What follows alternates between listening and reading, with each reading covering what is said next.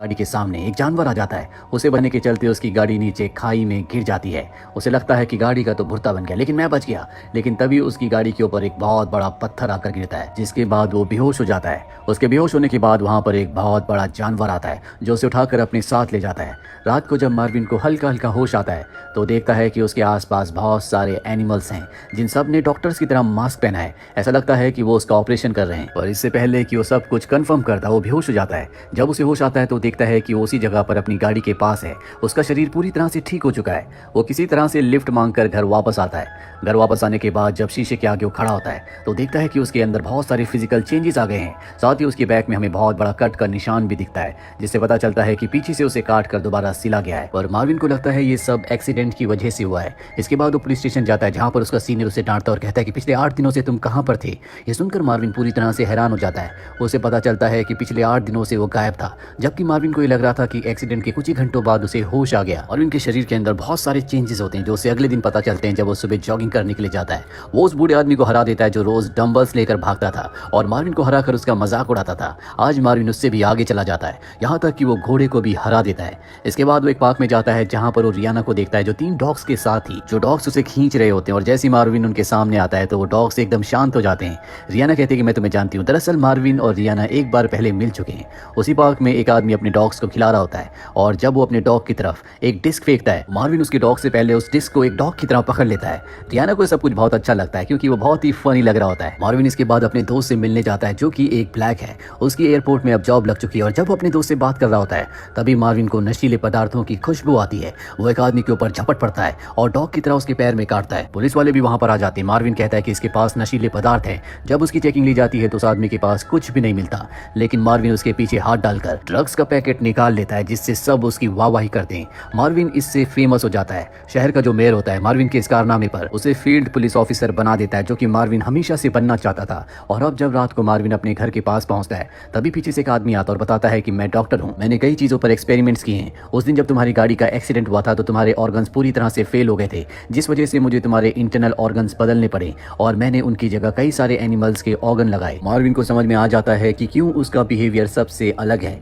और अब डॉक्टर से कहता है कि तुम्हें मेरे साथ चलना होगा। मार्विन उसके साथ नहीं जाना चाहता, इसीलिए डॉक्टर उसे बेहोश करके अपने साथ ले जाता है। जब मार्विन को होश आता है तो देखता है कि डॉक्टर के आसपास बहुत सारे एनिमल्स हैं। डॉक्टर उसे बताता है कि इन्हीं के ऑर्गन्स मैंने तुम्हारी बॉडी में फिट किए हैं, और अगर तुम बाहर की दुनिया में गए तो तुम लोगों के लिए खतरा बन सकते हो, इसीलिए तुम्हें हमेशा मेरे साथ मेरे पास रहना होगा। और मार्विन उसके साथ रहने से मना कर देता और उस जगह से निकल जाता है। अगली सुबह जब वो अपनी ड्यूटी पर होता है तो वो एक बार फिर से रियाना से मिलने के लिए जाता है, जिसके पास बहुत सारे एनिमल्स होते हैं, और वहाँ पर एक बर्ड होता है जिसे वो अपने मुंह से निकाल कर खाना भी खिलाता है, क्योंकि उसके अंदर एनिमल्स ऑर्गन लगने के बाद उसके अंदर बहुत सारी ऐसी नई चीजें आ गई होती है जो सिर्फ एनिमल्स के अंदर होती है। यहाँ पर एक चिंपैंजी भी होता है जिसके साथ उसकी लड़ाई हो जाती है। वो मार्विन को बहुत बुरी तरह से मारता है, और अब मार्विन अपने घर में अगली सुबह उठता है, जिसके बाद वो देखता है कि उसका पेट फूल चुका है। वो भागता हुआ डॉक्टर के पास जाता और कहता है कि आपने सही कहा था, मेरे साथ बहुत अजीब अजीब सी चीजें हो रही हैं।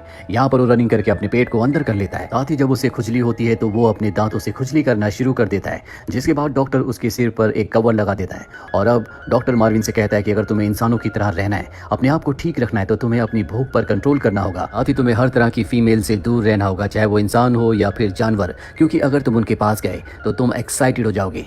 और अब अगले दिन दिखाया जाता है कि मार्विन अपने सीनियर ऑफिसर के साथ एक फार्म में जाता है, जहाँ पर एक बूढ़ा आदमी बताता है कि कल रात को मेरी बकरी चोरी हो गई।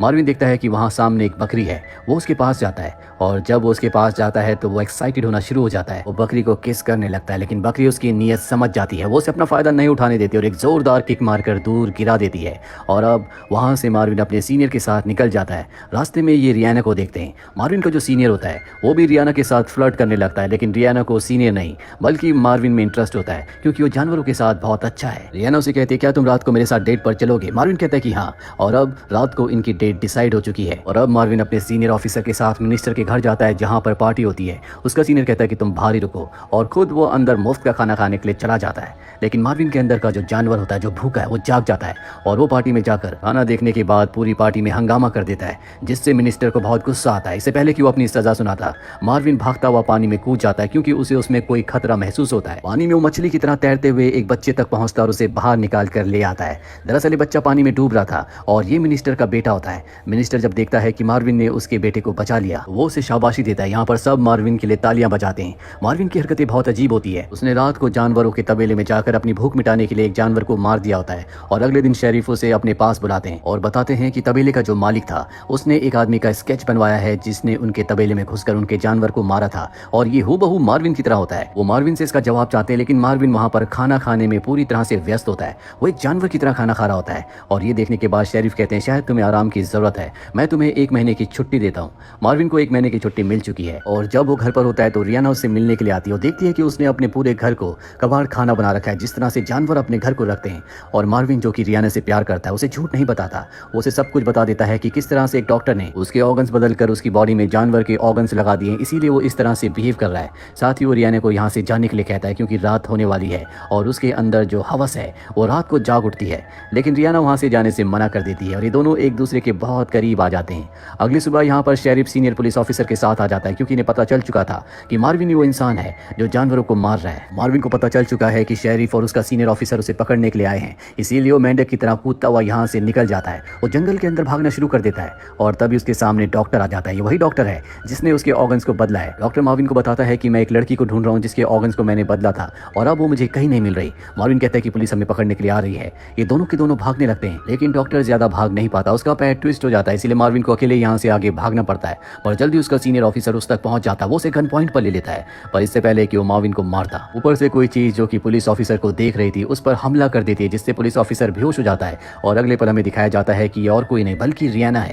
ریانا ماروین کو بتاتی ہے کہ ڈاکٹر نے میرے بھی باڈی پارٹس کو پہلے بدلا تھا، اسی لیے جو کنڈیشن تمہاری ہے میری بھی وہی ہے، لیکن میں کنٹرول میں ہوں۔ یہ سننے کے بعد ماروین کو بہت خوشی ہوتی ہے کیونکہ اب اس کی طرح ایک لڑکی بھی ہے جو اس کی پارٹنر بھی ہے اور اب یہاں پر پولیس بھی آ جاتی ہے جو ان دونوں کو چاروں طرف سے گھیر لیتی ہے کیونکہ ماروین کے اوپر جانوروں کو مارنے کا آروپ ہے۔ لیکن اس سے پہلے کہ پولیس اسے پکڑتی یہاں پر ماروین کا بلیک دوست آ جاتا ہے جو ایئرپورٹ پر کام کرتا ہے، وہ سب کو بتاتا ہے کہ میں وہ انسان ہوں جو جانوروں کو مارتا ہے اب کیونکہ وہ بلیک ہے اور اس جگہ پر بلیک لوگوں کی بہت عزت ہے، ساتھ ہی یہاں پر بلیک لوگوں کے لیے کوئی بھی سزا نہیں ہوتی، اسی لیے سب اسے چھوڑ کر وہاں سے نکل جاتے ہیں۔ اور اب 1 سال بیت چکا ہے، ماروین اور ریانا نے شادی کر لی ہے، دونوں کے دونوں ٹی وی دیکھ رہے ہوتے ہیں جس میں انہیں پتا چلتا ہے کہ جس ڈاکٹر نے ان کے آرگنز کو بدلا تھا اسے نوبل پرائز دیا گیا ہے اور اسی کے ساتھ یہ کہانی یہیں پر ختم ہو جاتی ہے۔ امید کرتے ہیں کہ یہ کہانی آپ کو پسند آئی ہو۔